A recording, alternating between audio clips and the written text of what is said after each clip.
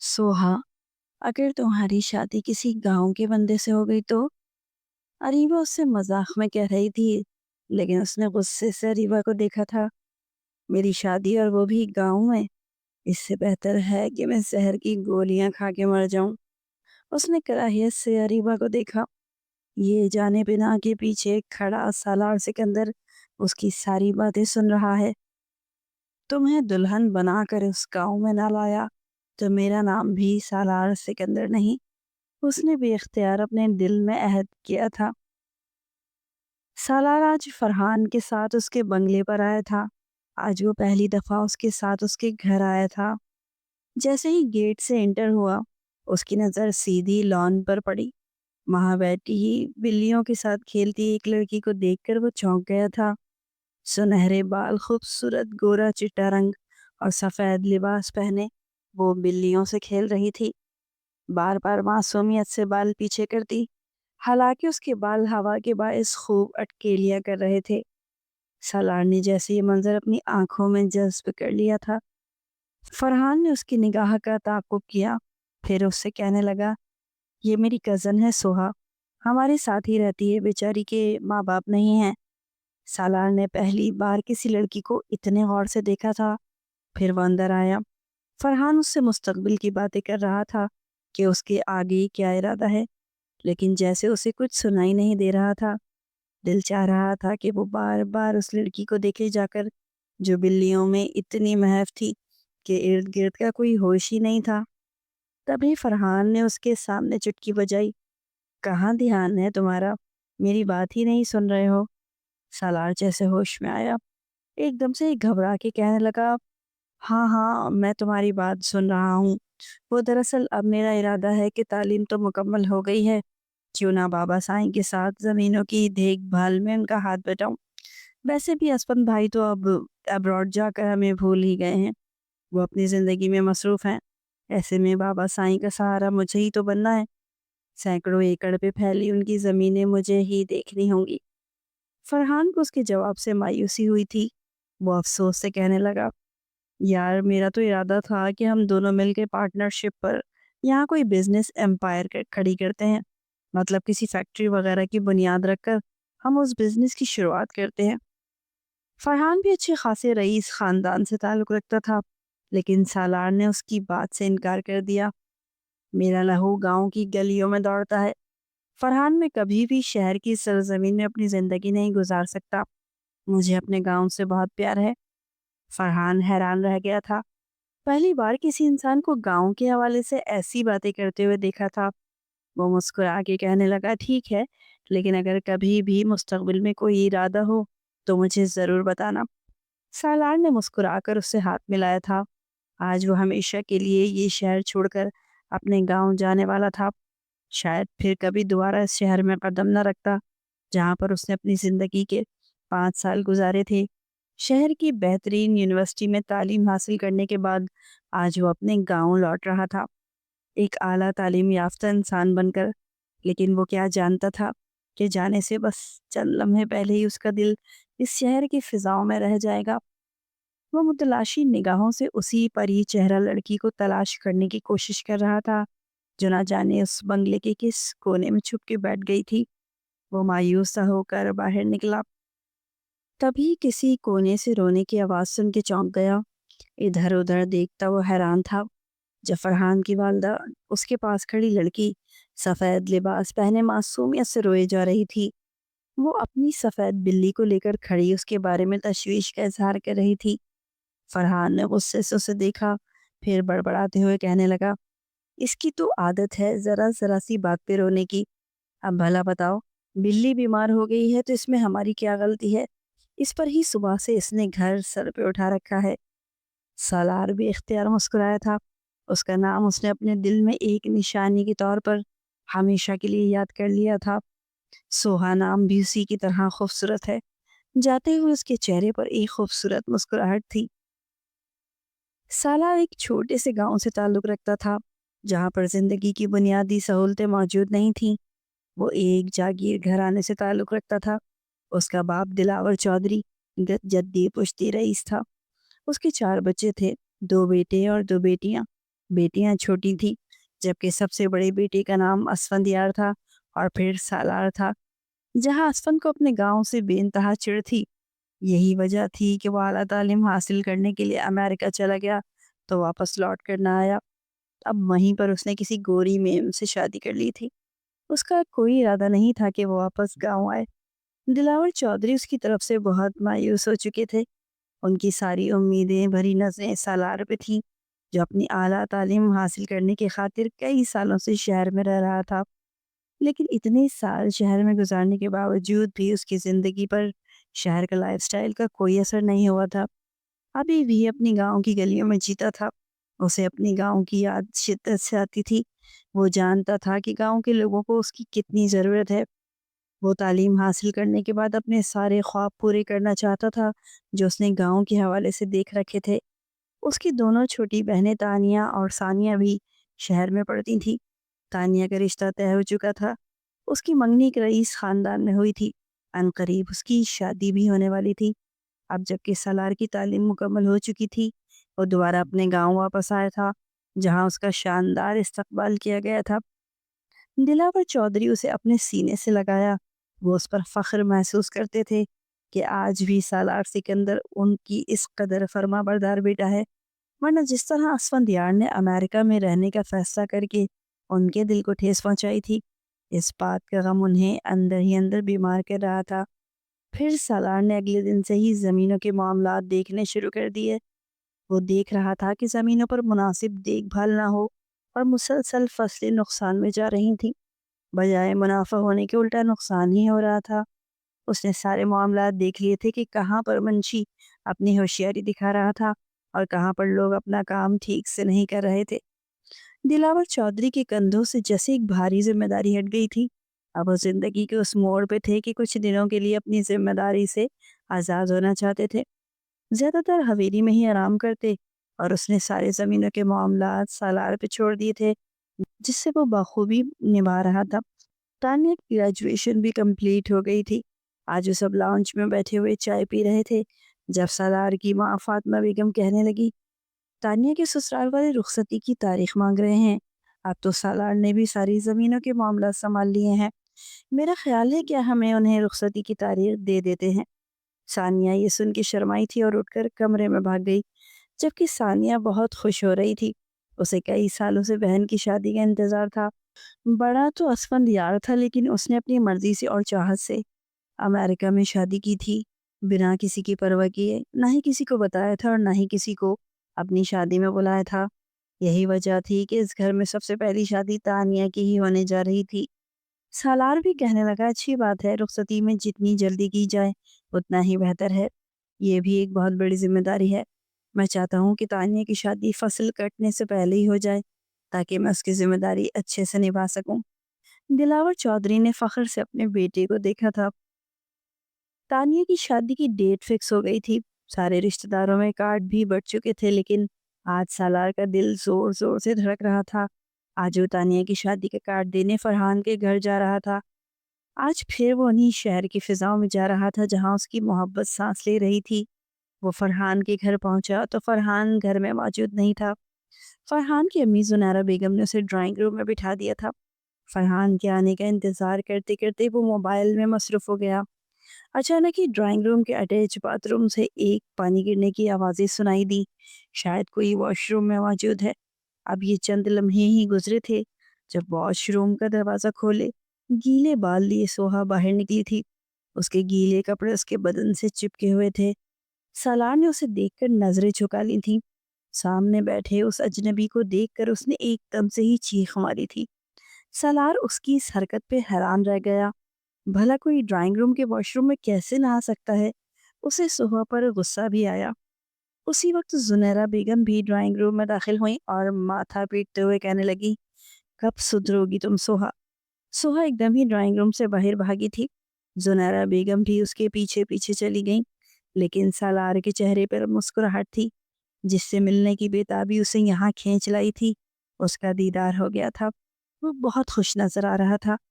تھوڑی دیر بعد فرحان بھی آ گیا تھا۔ پھر اس نے اسے تانیہ کی شادی کی دعوت دی اور چائے پی کر سالار خوشی خوشی گاؤں واپس آ گیا تھا۔ اور بہن کی شادی کی تیاریاں کرنے لگا۔ شادی میں صرف چند دن ہی بچے تھے، لیکن ابھی تک فرحان اور اس کے گھر والے نہیں آئے تھے۔ ایک دو بار اس نے فون کر کے فرحان سے پوچھا بھی کہ وہ شادی میں آئے گا یا نہیں۔ فرحان نے اسے پورا یقین دلایا تھا کہ وہ شادی میں ضرور آئے گا، لیکن آج مائیوں تھی اور کل مہندی کی تقریب تھی۔ وہ کافی مصروف تھا اور شہر سے آنے والی بارات کے لیے وہ اچھے سے انتظام کرنا چاہتا تھا کہ بہن کی شادی میں کوئی کسر نہ رہے۔ تھوڑی دیر بعد فرحان کا فون آیا کہ ہم حویلی پہنچ گئے ہیں، تو وہ جلدی سے حویلی آیا۔ یار تم اتنی لیٹ آئے ہو، تم نہیں جانتے مجھے تمہاری کتنی ضرورت تھی۔ اس کی نگاہیں کسی کو تلاش کر رہی تھی، لیکن وہ اپسرا کہیں پر بھی نظر نہیں آ رہی تھی۔ اور کوئی بھی نہیں آیا تمہارے ساتھ؟ آخر کار دل کے ہاتھوں مجبور ہو کر اس نے فرحان سے پوچھ ہی لیا، تو وہ کہنے لگا، نہیں نہیں، امی اور سوہا بھی ساتھ آئی ہیں۔ یہ سن کر تو جیسے سالار کے چہرے پر بہار چھا گئی تھی۔ مہندی کی تقریب کے لیے ساری ہی لڑکیاں تیار ہو رہی تھیں۔ وہ جان بوجھ کر صرف اس معجبین کو دیکھنے کے لیے زنان خانے میں آیا تھا، جو بیزار شکل بنائے اریبہ کے ساتھ بیٹھی تھی۔ اریبہ سالار کی کزن تھی اور وہ اتفاق سے سوہا کی کلاس فیلو نکلی۔ سوہا یہاں آ کر بہت بور ہو رہی تھی۔ اسے ہمیشہ سے ہی گاؤں سے چڑ تھی۔ وہ نئے لوگوں میں بہت جھجک محسوس کرتی تھی۔ وہ اریبہ کے ساتھ کمرے میں تیار ہونے آئی تھی، لیکن اریبہ نہ جانے اسے چھوڑ کر کہاں چلی گئی تھی۔ غلطی سے سالار کوئی چیز لے لیں اسی کمرے میں آیا تھا۔ سوہا دوپٹے سے بے نیاز بیٹھی تھی۔ سالار کو دیکھ کر اچانک ہی وہ گھبرا گئی، جلدی سے اپنا دوپٹہ تلاش کرنے لگی۔ وہ اپنے سارے کپڑے پھیلائے بیٹھی تھی۔ مہندی کے فنکشن کے لیے اسے کچھ سمجھ نہیں آ رہا تھا کہ وہ کیا پہنے۔ سالار کو دیکھتے ہی وہ اسے پہچان گئی تھی کہ یہ وہی تھا جس نے اس دن اسے ایسی حالت میں دیکھا تھا کہ کسی اجنبی کے سامنے وہ ایسی حالت میں آنے کا سوچ بھی نہیں سکتی تھی۔ وہ گھبرا کر اٹھ کھڑی ہوئی۔ سالار نے اسے اپنے سامنے دیکھا تو جیسے اس کی ساری آرزوئیں، ساری خواہشیں پوری ہو گئیں۔ وہ دلچسپی سے اسے دیکھ رہا تھا، جو اس کے سامنے بری طرح کنفیوز سے کھڑی تھی۔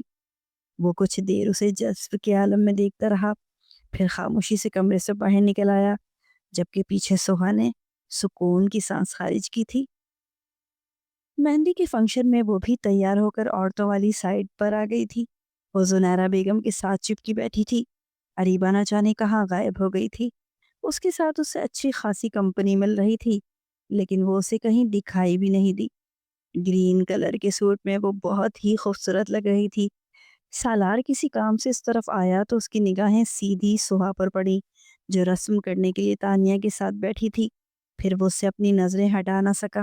بے اختیار اس کا دل چاہ رہا تھا کہ وہ اس منظر کو ہمیشہ کے لیے اپنے پاس قید کر لے، لیکن وہ اسے دیکھتا رہا، یہاں تک کہ پلکیں بھی نہ جھپک رہا تھا۔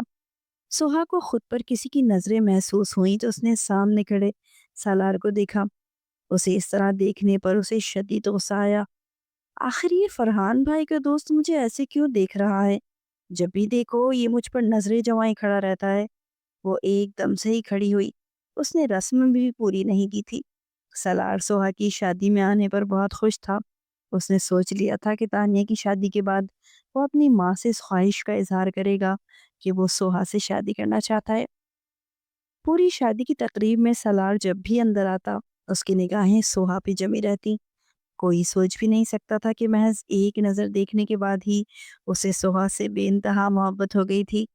وہ حیران تھا کہ یونیورسٹی میں ہزاروں خوبصورت لڑکیاں جو اس کے آگے پیچھے گھومتی تھیں، آج تک کوئی لڑکی اس کے دل میں جگہ نہیں بنا سکی تھی، اور وہ کم عمر اور معصوم لڑکی جس نے شاید ابھی کالج اسٹارٹ ہی کیا ہوگا، جو محض 18-19 سال کی تھی، وہ اس کی معصومیت پر یوں دل ہار بیٹھے گا۔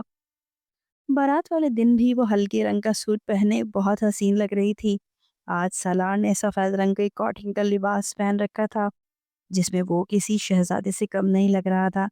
وہ بیزار شکل بنائے کونے میں کھڑی تھی، جبکہ اریبہ اس کے پاس کھڑی باتیں کر رہی تھی۔ تبھی اریبہ نے مذاق میں اس سے کہا تھا کہ اگر اس کی شادی کسی گاؤں والے سے ہو گئی تو وہ کیا کرے گی۔ یہ سنتے ہی اس نے کانوں کو ہاتھ لگایا تھا، پھر منہ بنا کے کہنے لگی، پتہ نہیں فرحان بھائی اور تائیمہ مجھے یہاں زبردستی کیوں لے آئے ہیں، بالکل بھی مزہ نہیں آ رہا، بس میں جلدی سے گھر جانا چاہتی ہوں۔ یہ سن کر سالار کے ارمانوں پہ اوس گر گئی تھی۔ وہ بہت مایوس ہو گیا تھا کہ سوہا ہرگز کسی گاؤں میں شادی نہیں کرنا چاہتی تھی، لیکن وہ اس کی چاہت بن چکی تھی۔ ہر قیمت پر وہ اسے حاصل کر کے رہے گا۔ اب اس نے پکا فیصلہ کر لیا تھا۔ بہن کی رخصتی کے بعد وہ بہت اداس اور خود کو غمزدہ محسوس کر رہا تھا۔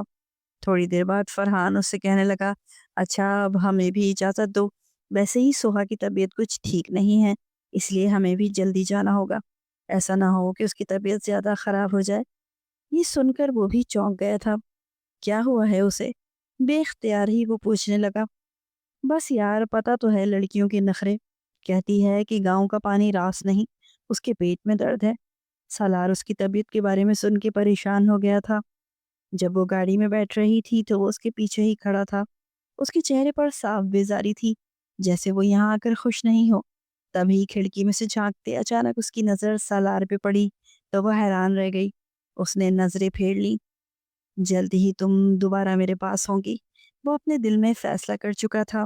دور تک خاک اڑاتی اس گاڑی کو دیکھتا رہا جس میں اس کی محبت موجود تھی۔ تانیہ کی شادی کے بعد وہ پھر سے زمینوں پر محنت کر رہا تھا، کیونکہ فصل پکنے کا وقت ہو رہا تھا۔ وہ نہیں چاہتا تھا کہ اس سال بھی بابا سائیں کو نقصان اٹھانا پڑے۔ دن ہو یا رات وہ کسی قسم کا کوئی رسک نہیں لینا چاہتا تھا۔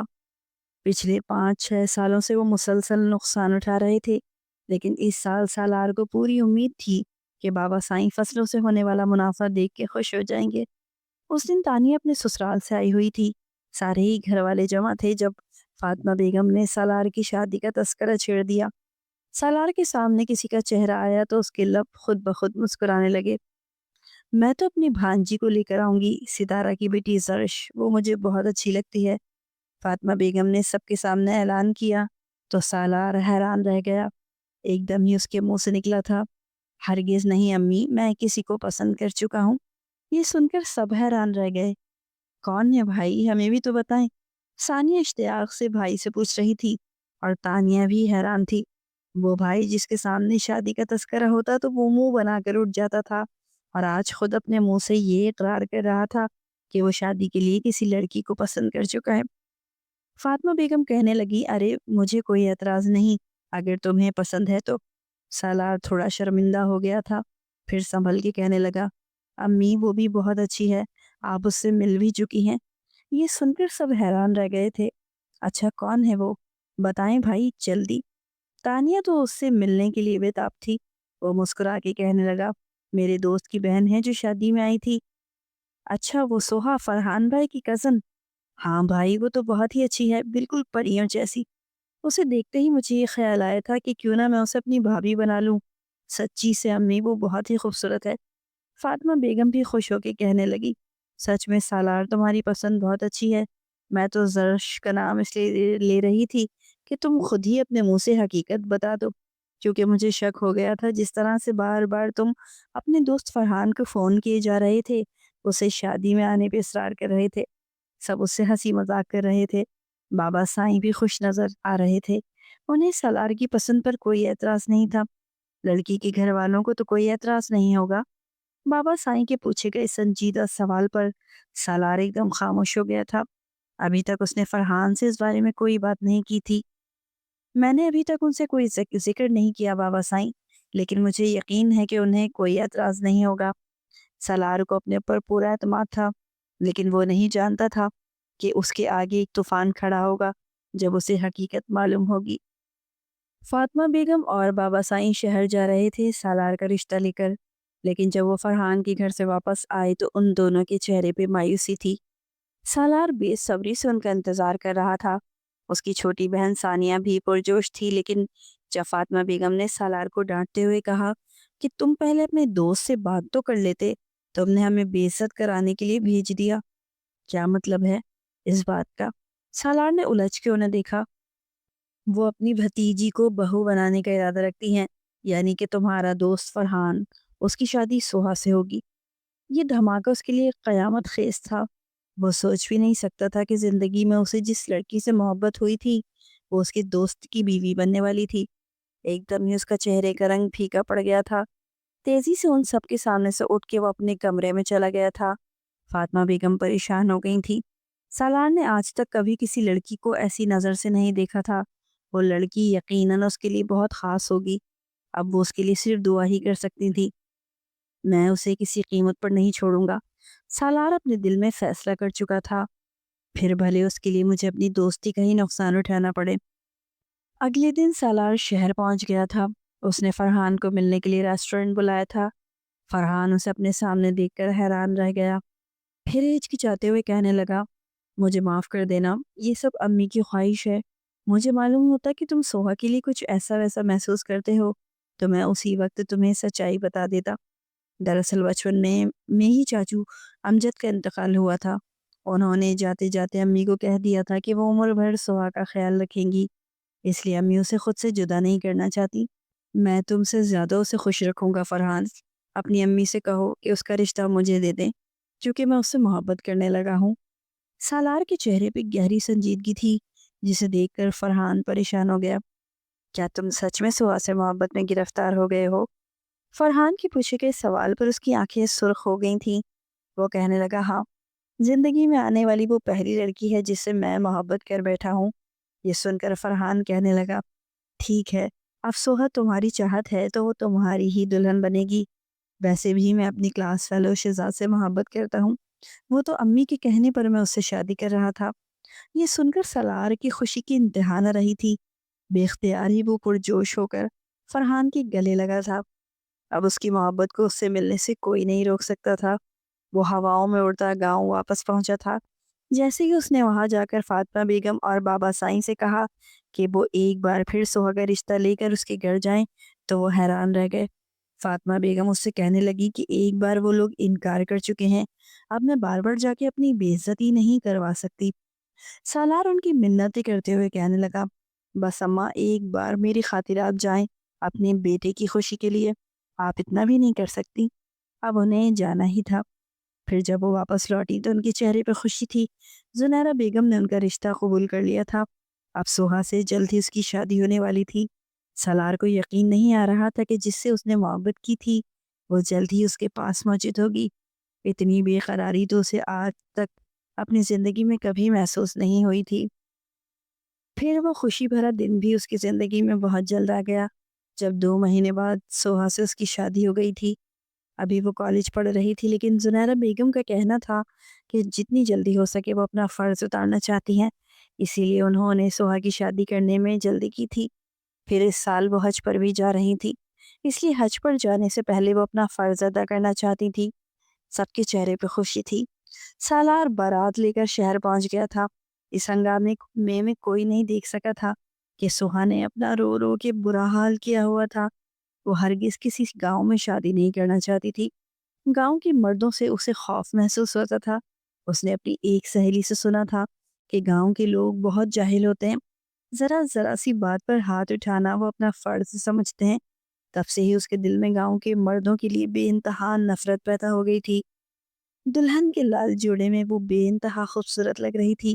وہ سوچ بھی نہیں سکتی تھی کہ وہ شخص اسے ہر وقت جو دیکھتا رہتا تھا عجیب سی نظروں سے، وہ اس کی نظروں کا مفہوم اچھے سے سمجھ گئی تھی، لیکن سوچ بھی نہیں سکتی تھی کہ اتنی جلدی اس اجنبی سے اس کی شادی ہو جائے گی۔ شادی کے حوالے سے اس کی آنکھوں میں کوئی خواب نہیں تھے، لیکن اس نے یہ بھی نہیں سوچا تھا کہ ایک گاؤں کے ایسے شخص سے اس کی شادی ہوگی جسے وہ جانتی تک نہیں ہوگی۔ شہر سے لے کر گاؤں کے پورے راستے وہ آنسو بہاتی گھر آئی تھی۔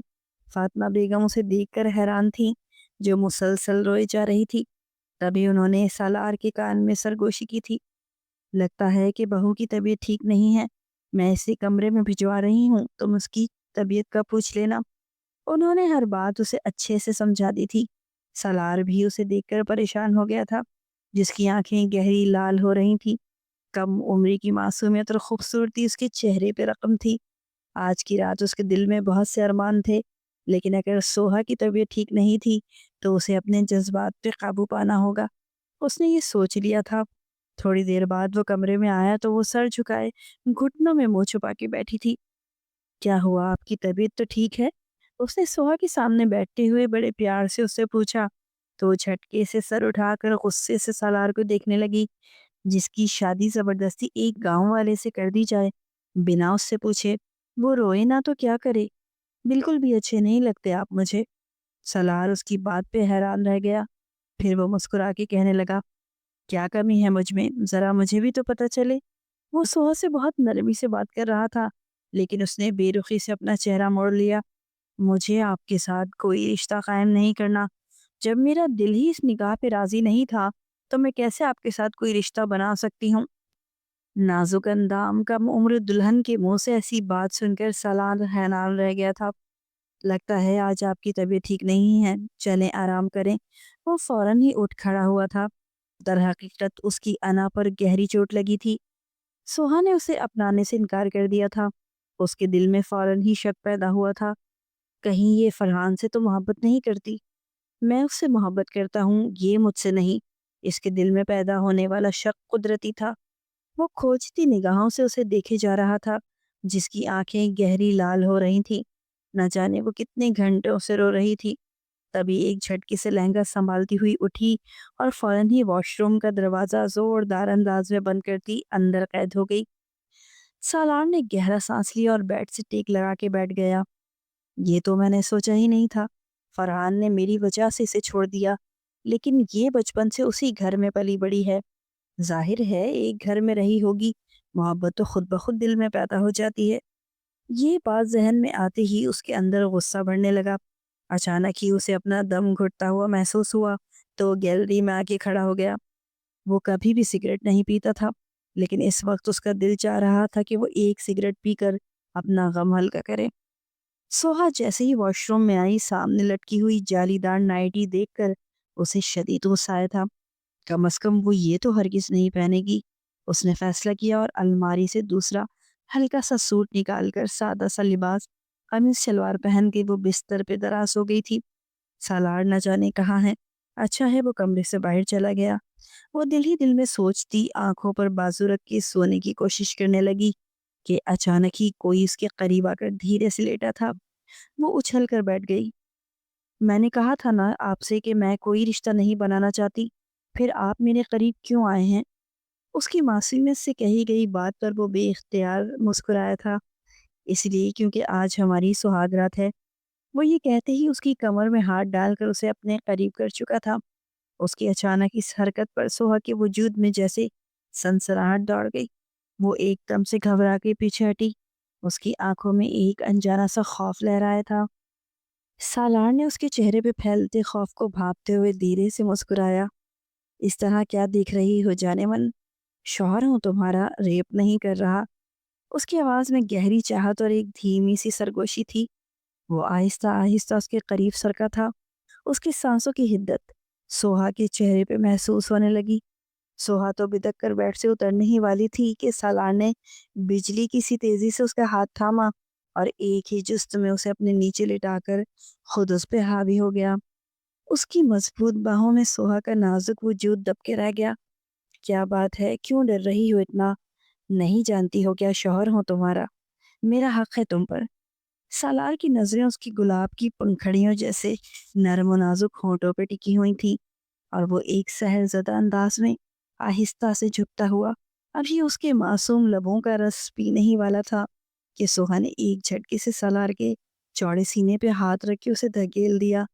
سالار جو اس غیر متوقع مذمت کے لیے تیار نہیں تھا، بے اختیار چوکا، اور اس کی آنکھوں میں پھیلی گہری چاہت لمحہ بھر میں ناگہانی میں بدل گئی۔ مسئلہ کیا ہے تمہارے ساتھ؟ کیوں اتنا تنگ کر رہی ہو مجھے؟ کیا کسی نے بتایا نہیں تھا سہاگرات کیا ہوتی ہے؟ جب نکاح ہوا ہے تو اس کے آگے کے مراحل بھی طے ہوں گے۔ پہلے میں تمہارے ساتھ سہاگرات مناؤں گا اور پھر تم میرے بچوں کی ماں بنو گی، میری نسل کو آگے بڑھاؤ گی۔ اتنا تو جانتی ہی ہوں گی نا تم۔ سالار کی اتنی بے باک اور دو ٹوک بات سن کر سوہا شرم سے پانی پانی ہو گئی تھی۔ اس نے کبھی سوچا بھی نہیں تھا کہ سالار اس سے اس طرح کی باتیں کرے گا۔ پلیز مجھے چھوڑ دیں، نہیں بنانا مجھے کوئی میاں بیوی والا تعلق۔ اس کی آواز میں لرزش تھی۔ کیوں؟ کیا کسی اور سے محبت کرتی ہو؟ سالار نے ایک دم ہی ایسا سوال داغا کہ سوہا کی آنکھیں حیرت سے پھیل گئیں۔ کرتی ہوں یا نہیں آپ کو اس سے کیا مطلب ہے؟ بس میں یہ تعلق نہیں بنانا چاہتی۔ اس نے بھی ہٹ دھرمی سے کہا تھا، لیکن سالار اب اس کا انکار سننے کے موڈ میں نہیں تھا۔ اس کی آنکھوں میں اب صرف ایک پختہ ارادہ جھلک رہا تھا۔ تم تعلق بنانا چاہتی ہو یا نہیں، میرا اس سے کوئی لینا دینا نہیں ہے۔ میں تعلق بنانا چاہتا ہوں، ہمیشہ ہمیشہ کے لیے، اور یہ بات سب سے زیادہ معنی رکھتی ہے۔ یہ کہتے ہی وہ بغیر کسی توقف کے اس کے نرم و نازک گردن پہ جھکا اور اس کے گلابی ہونٹوں کا جام پینے لگا۔ سوہا اس کی آہنی گرفت میں ایک پرکٹے پرندے کی طرح بے بسی سے پھڑپڑا رہی تھی، مگر سب بے سود تھا۔ سالار کی کثرتی اور مضبوط جسم کے نیچے اس کا نازک وجود دب کے رہ گیا تھا۔ وہ اپنی تمام تمنا اور آرزوؤں کو پایہ تکمیل تک پہنچا رہا تھا، پوری احتیاط اور محبت کے ساتھ، سوہا کی نازکی کو ہارٹ کیے بغیر۔ اس کے لیے تو یہ احساس ہی بہت دل نشین تھا کہ اس کی پسندیدہ شخص، اس کی روح کی گہرائیوں سے چاہے جانے والی محبت اس کی باہوں میں تھی، اور وہ اسے اپنا حق وصول کر رہا تھا۔ اپنی تمام نامراد آرزوؤں کا عملی جامہ پہنانے کے بعد وہ سکون سے اس سے پیار سے الگ ہوا اور غسل کر کے سونے لیٹ گیا، جبکہ سوہا کمفرٹر اوڑے سسکتی اور کانپتی رہ گئی تھی۔ اگلی صبح 9 بجے دروازے پہ دستک ہوئی تھی۔ سوہا بھابی دروازہ کھولیں، اس کی نند تانیہ کی آواز تھی۔ اس نے فوراً ہی دروازہ کھول دیا تھا۔ سالار ابھی تک پڑا سو رہا تھا۔ سالار بھائی اٹھے نہیں ابھی تک؟ آپ انہیں جگائیں، دیکھیں مہمان آ گئے ہیں، اور آپ تیار کیوں نہیں ہوئی؟ چلیں میں آپ کو اچھے سے تیار کر دیتی ہوں۔ تانیہ اسے بڑے پیار سے بات کر رہی تھی۔ وہ میک اپ کرنے سے انکار کرنا چاہتی تھی، لیکن تانیہ نے اسے اتنے پیار سے کہا کہ وہ اسے منع ہی نہ کر سکی۔ تھوڑی ہی دیر بعد ایک بھاری جوڑا پہنے اور میک اپ کیے، گلے میں گلو بند اور ماتھے پر چھوٹی سی بندیا لگائے وہ تیار بیٹھی تھی۔ میں نے آپ کا دوپٹہ بھی سیٹ کر دیا ہے، اب یہ اچھے سے چوڑیاں وغیرہ سب پہن لیں۔ تبھی تانیہ کی نظر اچانک اس بریسلیٹ پہ پڑی تھی جو سالار نے خاص فرمائش کے کر کے فاطمہ بیگم سے منہ دکھائی کے لیے بنوایا تھا۔ وہ حیران ہو کے کہنے لگی، اور یہ بریسلیٹ آپ نے کیوں نہیں پہنا؟ یہ کہتے ساتھ ہی سوہا کی کلائی میں وہ بریسلیٹ پہنا دیا تھا۔ تانیہ کمرے سے جا چکی تھی، وہ اپنی کلائی میں موجود اس بریسلیٹ کو دیکھ رہی تھی جب اچانک سالار کی آنکھ کھلی تھی۔ سوہا اس کا یہ خوبصورت روپ دیکھ کر اس کے ہوش اڑ گئے تھے۔ سالار کو یوں خود پر نظریں جمائے دیکھ کر وہ کچھ گھبرا کے کھڑی ہوئی۔ سالار اسے دیکھ کے مسکرا رہا تھا۔ اسے ایسے لگ رہا تھا جیسے وہ کوئی حسین خواب دیکھ رہا ہے۔ تبھی وہ دھیرے سے اٹھ کر اس کے قریب آیا اور مسکرا کے کہنے لگا، بہت خوبصورت لگ رہی ہو، کسی پری کی طرح۔ بے اختیار ہی وہ جذبات کے ہاتھوں مجبور ہو کر اس کی طرف بڑھا تھا، اور سوہا گھبرا کے پیچھے ہٹی تھی۔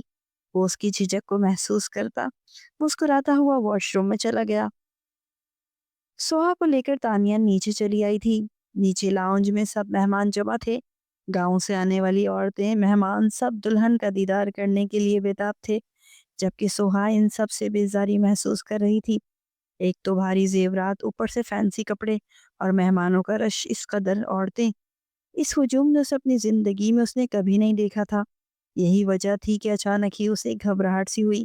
کل صبح سے لے کر اب تک اس نے کچھ بھی نہیں کھایا تھا۔ یہی وجہ تھی کہ مارے بھوک کے اس کا بی پی لو ہونے کی وجہ سے اچانک ہی وہ ایک طرف لڑک گئی تھی۔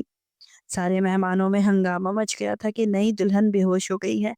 فاطمہ بیگم نے فوراً ہی تانیہ کو اشارہ کیا کہ بھابھی کو اوپر کمرے میں لے جاؤ۔ تانیہ پریشان تھی کہ وہ بھابھی کو اس حالت میں کیسے لے کر جائے۔ تبھی سالار وہاں سے گزر رہا تھا۔ فاطمہ بیگم نے فوراً ہی اسے آواز دی تھی، بیٹا یہ بہو کو نہ جانے کیا ہوا ہے، یہ بے ہوش ہو گئی ہے، تم اسے کمرے میں لے جاؤ۔ سالار اسے دیکھ کر حیران رہ گیا۔ وہ بے ہوشی کی حالت میں صوفے پہ پڑی تھی، اس کے ماتھے پر پسینے کی چمک تھی۔ اتنے مہمانوں کی موجودگی میں اسے بھی جھجک محسوس ہو رہی تھی۔ وہ اسے اپنے بازوں میں اٹھائے کمرے میں لے آیا تھا اور ڈاکٹر کو فون کر کے اسے بلا لیا تھا۔ ان کا بی پی لو ہے، شاید کمزوری اور کچھ نہ کھانے پینے کی وجہ سے یہ بے ہوش ہوئی ہیں۔ انہیں فروٹس وغیرہ کھلائیں اور جوس پلائیں۔ ڈاکٹر کی ہدایت پر فاطمہ بیگم نے فوراً ہی ملازمہ کو دوڑایا تھا کہ وہ سوہا کے لیے جوس لے کر آئے۔ سالار تم بہو کا خیال رکھو، نئی جگہ پر آ کے بیچاری پریشان ہو گئی ہے، میں ذرا نیچے مہمانوں کو دیکھ لوں۔ فاطمہ بیگم چلی گئی تھی۔ سالار اس کے قریب ہی بیٹھ کر اسے غور سے دیکھنے لگا۔ خوبصورت لمبی لمبی پلکیں مونڈے، چہرے پر معصومیت سجائے، اب وہ نیند میں تھی، لیکن تبھی نیند میں بڑبڑا رہی تھی، تائی اماں مجھے شادی نہیں کرنی، نہیں کرنی مجھے شادی، خدا کے لیے میں یہ شادی نہیں کرنا چاہتی۔ نیند میں بھی وہ ایسی باتیں کر رہی تھی۔ سالار کو شدید غصہ آیا۔ تبھی اس کی لمبی پلکوں کی باڑ سے ایک آنسو نکلا تھا۔ وہ حیران رہ گیا۔ اس نے اس آنسو کو اپنی پوروں پہ چن لیا تھا۔ ایک دم ہی سوہا گھبرا کے اٹھی تھی۔ اپنے قریب بیٹھے سالار کو دیکھ کر وہ حیران رہ گئی۔ اسے کچھ بھی یاد نہیں آ رہا تھا کہ وہ اس وقت کہاں ہے۔ دل و دماغ پر اس قدر دھند چھائے تاری تھی۔ پھر دھیرے دھیرے وہ اس منظر میں واپس آنے لگی۔ اسے یاد آیا کہ وہ نیچے گئی تھی جہاں پر عورتوں کا ہجوم دیکھ کر اسے گھبراہٹ ہوئی تھی۔ شاید وہ بے ہوش ہو گئی تھی۔ سالار اپنے ہاتھوں سے اسے جوس پلا رہا تھا اور وہ اسے پینے سے مسلسل انکار کر رہی تھی۔ پی لو ورنہ میں زبردستی بھی کر سکتا ہوں۔ کل کی رات یاد ہے نا؟ سالار نے اسے مصنوعی غصے سے دھمکی دی تو وہ گزری رات کو یاد کر کے جھٹ پٹ جوس کا پورا گلاس خالی کر گئی۔ اب وہ اپنے اندر تھوڑی توانائی محسوس کر رہی تھی۔ جو گھبراہٹ ہو رہی تھی وہ بھی اب کم ہو چکی تھی۔ آج رات ہمارا ولیمہ ہے اور آج کی رات تم میرا بھرپور ساتھ دینا۔ کل رات کی طرح مجھے زبردستی کرنے پہ مجبور مت کرنا۔ وہ بہت محبت کے ساتھ سوہا کو بول رہا تھا، مگر سوہا کی آنکھوں میں آنسو آ گئے۔ اس نے دونوں ہاتھوں میں منہ چھپا کے رونا شروع کر دیا۔ اگر تم میرے ساتھ نہیں رہنا چاہتی تو میں آج ہی تمہیں تمہارے گھر چھوڑ دیتا ہوں۔ سوہا اس کی بات پہ چونک گئی تھی۔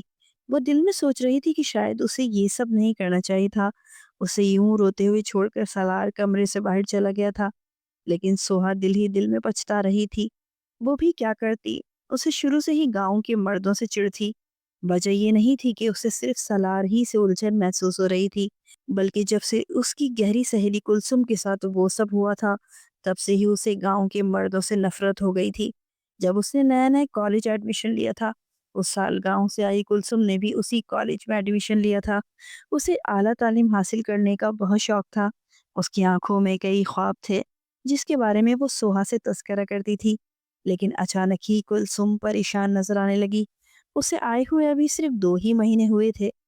کیا ہوا کلثوم، تم اتنی اداس کیوں رہتی ہو؟ سوہا اس سے پوچھے بغیر نہیں رہ سکی تھی۔ تب اس نے دونوں ہاتھوں میں منہ چھپا کے رونا شروع کر دیا۔ سوہا، میرے بابا سائیں میری شادی کرنا چاہتے ہیں۔ یہ سن کر سوہا کے ہوش اڑ گئے تھے۔ یہ کیا کہہ رہی ہو تم؟ جانتی بھی ہو ابھی تم صرف 18 سال کی ہو، تو پھر وہ ایسا کیسے کر سکتے ہیں تمہارے ساتھ؟ سوہا کو بہت غصہ آیا تھا۔ ہمارے گاؤں کا یہی رواج ہے، جیسے ہی لڑکی 14 سال کی ہوتی ہے اس کی شادی کر دی جاتی ہے، پھر چاہے ہمارے خاندان میں وہ مرد 40-45 سال کا ہی کیوں نہ ہو۔ یہی گاؤں کا دستور ہے۔ میں اسی بات سے ڈر رہی ہوں۔ پھر کچھ دنوں بعد اس نے کالج آنا چھوڑ دیا۔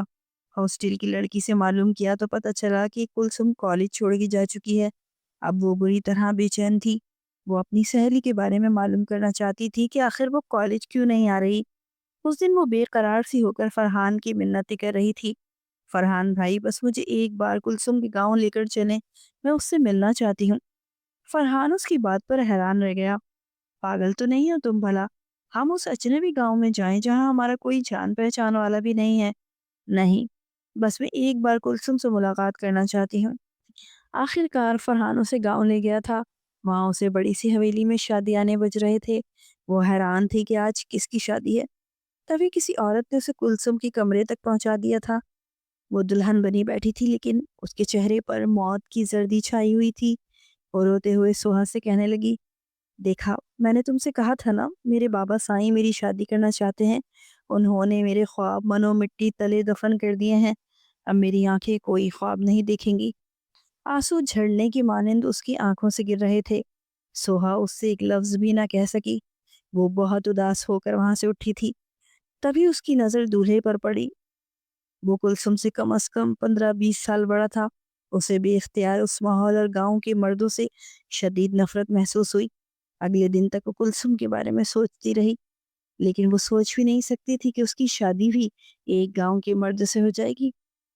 فرحان بھائی کا یہ دوست سالار دکھنے میں تو بہت ہینڈسم اور ایسا نوجوان تھا جو کسی بھی لڑکی کا آئیڈیل ہو سکتا تھا، لیکن وہ کسی گاؤں میں شادی نہیں کرے گی، اور مطمئن بھی تھی کیونکہ تائی امی خود فرحان سے اس کی شادی کرنا چاہتی تھی، جبکہ وہ فرحان کے بارے میں ایسے جذبات نہیں رکھتی تھی۔ لیکن اس دن جب وہ اسے چائے دینے جا رہی تھی، بند کمرے کے پیچھے سے آنے والی اس کی آواز سن کر حیران رہ گئی تھی۔ جب فرحان فون پہ کسی سے بات کر رہا تھا، امی زبردستی میری شادی سوہا سے کرنا چاہتی ہیں۔ तुम तो जानती हो कि मैं शादी करने के लिए किसी संजीदा मिजाज लड़की को तलाश कर रहा था। मुझे सोहा जैसी लाव वाली जहन की मालिक लड़की नहीं चाहिए। बिल्लियों से खेलने वाली बात पर वो बच्चों की तरह रोने वाली, ऐसी लड़कियों से मुझे चिढ़ है। तब से ही सोहा ने नामालूम सी संजीदगी का लिबादा ओढ़ लिया था और आज वो सलार की दुल्हन बन के उसकी हवेली के कमरे में बैठी थी। सलार के बाबा साईं ने बड़े पैमाने पे वलीमे का इंतजाम किया था। वलीमे वाले दिन वो बेइंतहा खूबसूरत लग रही थी। तायम और फरहान भाई उसे लेने अपने साथ ले गए थे। जाते वक्त सलार ने उसे अजीब नजरों से देखा था और ये नजरें उसके दिल पे जाके लगी थी। फिर 4 दिन गुजर गए। ना सलार का फोन आया और ना ही वो सोहा की खैरियत मालूम की। ताई अम्मी कुछ परेशान सी हो गई।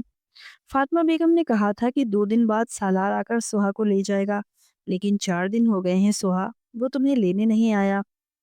क्या मैं आप पर बोझ हूँ ताई अम्मा? उसकी आंखों में आंसू थे तो उन्होंने उसे अपने सीने में छुपा लिया। बेटियां बोझ नहीं होती मेरा बच्चा, लेकिन शादी के बाद उनकी खुशियां अपने शौहर से जुड़ी होती हैं। तुम्हारे चेहरे पर भी ये उदासी मुझसे बर्दाश्त नहीं हो रही। वो उसे समझा रही थी। दूसरी तरफ फातिमा बेगम और सारे घर वाले सालार के पीछे पड़े थे कि जाकर उसे क्यों नहीं ले आते। तानिया भी भाई के सर हो गई। भाई जाकर भाभी को ले आए ना, वो खुद ही आ जाएगी, चिढ़कर कहता वो अपने कमरे में आ गया था। और अभी चंद लम्हे ही गुजरे थे जब उसके मोबाइल पे कॉलिंग होने लगी। एक अनजाना नंबर था।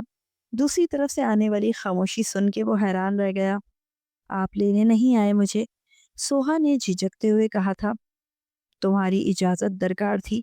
सालार ने बेख्तियार अपने दिल की आवाज उसे बताई थी। कल आ जाइएगा मुझे लेने।